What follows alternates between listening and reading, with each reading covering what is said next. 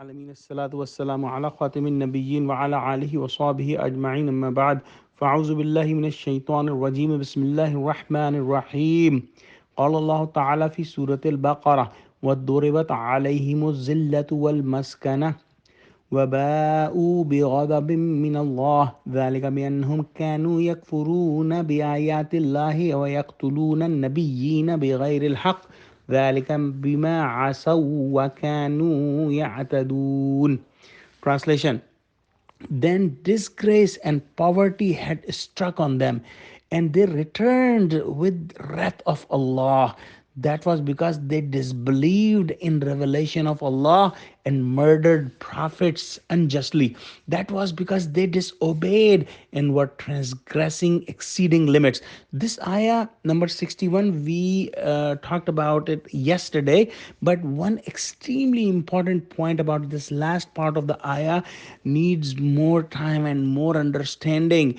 We must understand why Allah subhanahu wa ta'ala is giving so many details of Bani Israel in Quran. We are studying Quran, which is the book for Muslims, for the followers of Prophet Muhammad sallallahu alaihi wasallam. But why Allah subhanahu wa ta'ala is giving that much detail in this book? And this is because so that we do not repeat the mistakes the Bani Israel did. And if we make the same mistake as Bani Israel did, we will have the same results. Because Allah's sunnah, Allah's way never changes. Walan tajida li sunnatillahi tabdila, that you will never find that the way of Allah will change. So Allah's sunnah will remain same. Now, we have seen that in the fifth ruku, Allah subhanahu wa ta'ala has given us the powerful invitation for Bani Israel. But we have to see that if this is applicable on us as well or not. We have to see, we have to realize how much bounties Allah subhanahu wa ta'ala has given us, and we have to believe in the book of Allah, and we should not be the non-believer, and we should not mix the truth with the falsehood, and should not hide the falsehood. And it was said in the fifth ruku also, we should establish salah, and we should pay zakah, and we should invite other people for good deeds, and we should do the good deeds ourselves as well, and we should take help from salah, and we should take help from the patience, and we should be expecting to meet Allah subhanahu wa ta'ala.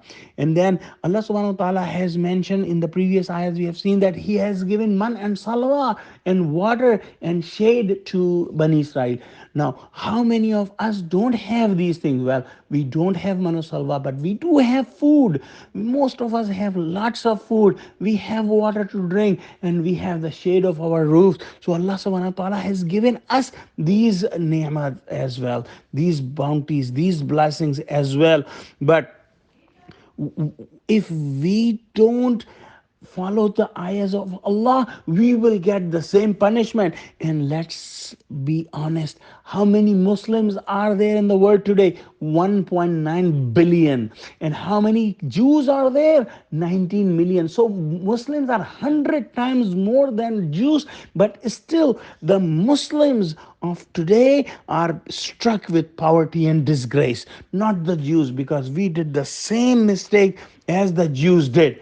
So we should look in ourselves. We should look in our hearts, that are we not doing the same sins as they did? Well, they murdered their prophets, but for our Ummat Muhammadi, there is no other prophet coming. But we do the same thing with the scholars, with the just scholars of Islam. See in the history what happened with Imam Abu Hanifa rahmatullah alayhi, what happened with Imam Malik, what happened with Imam Ahmad bin Hanbal.